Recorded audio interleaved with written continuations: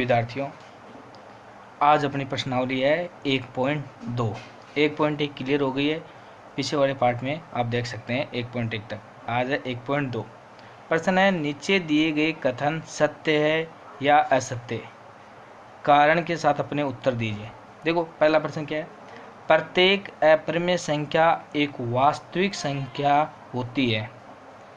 प्रत्येक अपरिमेय संख्या एक वास्तविक संख्या होती है। पहले ये समझो वास्तविक संख्या कौन सी होती है। देखो वास्तविक संख्या आपको पीछे वाले पार्ट में मैंने बताया था, देख लेना उसमें। देखो वास्तविक संख्या कौन सी, परिमेय संख्या और एक अपरिमेय संख्या। परिमेय संख्या और अपरिमेय संख्या के समूह को ही क्या बोलते हैं, वास्तविक संख्या। यानी उसमें परिमेय भी संख्या होती है और अपरिमेय संख्या। √2, √3 ये सब वास्तविक संख्या में आते हैं ये सब। तो अपन लिख सकते हैं हाँ ये सत्य है। अब कारण देना चाहते हो तो लिख सकते हो कि परिमेय संख्या और अपरिमेय संख्या के समूह को वास्तविक संख्या कहते हैं। अपना पहला कंप्लीट। अब अपना दूसरा प्रश्न देखो, संख्या रेखा का प्रत्येक बिंदु √m के रूप का होता है, जहां m एक प्राकृत संख्या है। यहाँ देखना, जहां m एक प्राकृत संख्या है।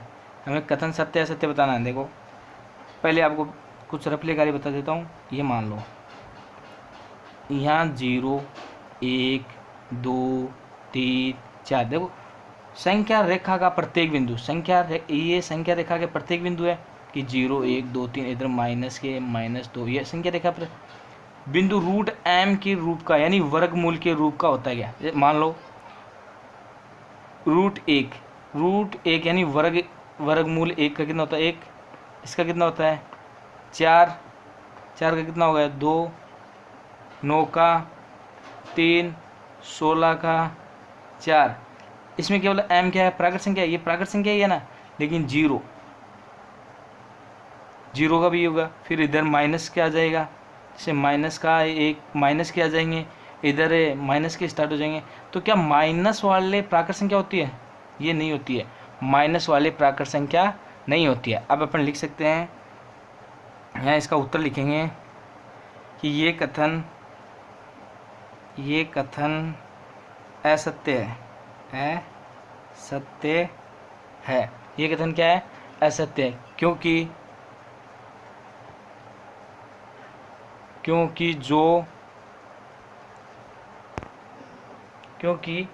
जो मान लो -1, -2, 0, 1, 2, 3, 4 अनंत तक, इधर अनंत तक, ये जो रेखा के ऊपर होती है, ये रेखा कि प्रत्येक बिंदु निरूपित करती है।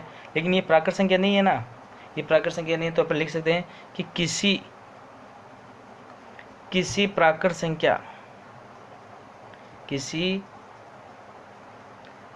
संख्या का वर्गमूल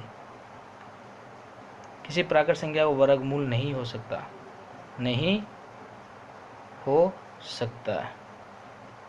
क्योंकि पहले का तीसरा प्रश्न अपना, प्रत्येक वास्तविक संख्या एक परिमेय संख्या होती है।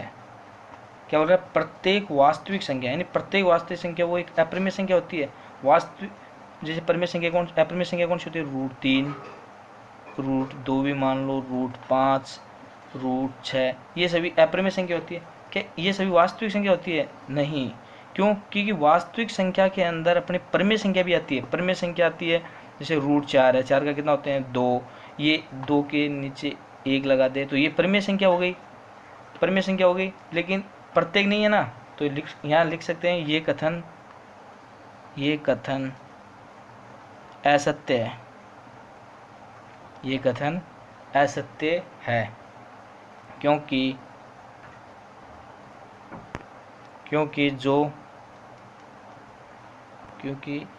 जो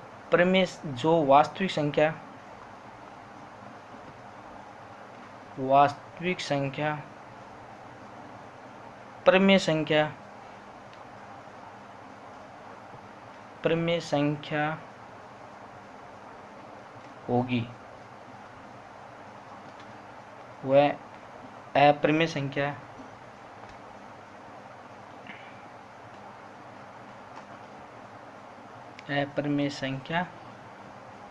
नहीं हो सकती, नहीं हो सकती है। एक बार और देख लो इस प्रश्न को।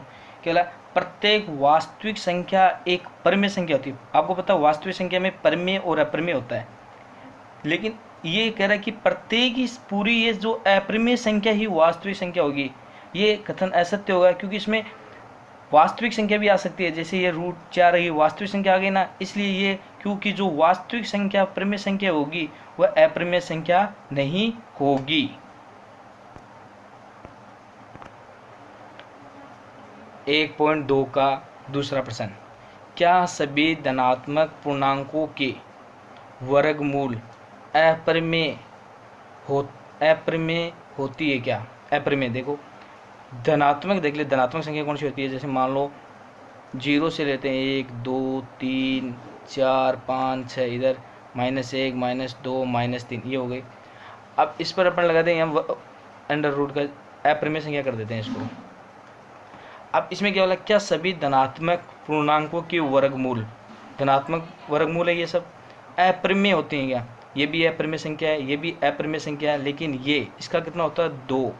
√ वर्गमूल 4 का मान कितना होता है? 2। तो 2 के नीचे अपन 1 लिखें तो ये परिमेय संख्या हो गई। तो अपन लिख सकते हैं कि ये कथन असत्य है। यहाँ लिख सकते हैं ये कथन असत्य है। अब आगे यहाँ तक तो कर दिया अपने। अब यदि नहीं, ये कथन असत्य नहीं हो सकता, तो एक ऐसी संख्याओं के वर्गमूल का उदाहरण दीजिए जो एक परिमेय संख्या है। अब ये एक परिमेय संख्या ही है एक, तो इसका उदाहरण दे सकते हैं। तो यहाँ लिखेंगे सभी धनात्मक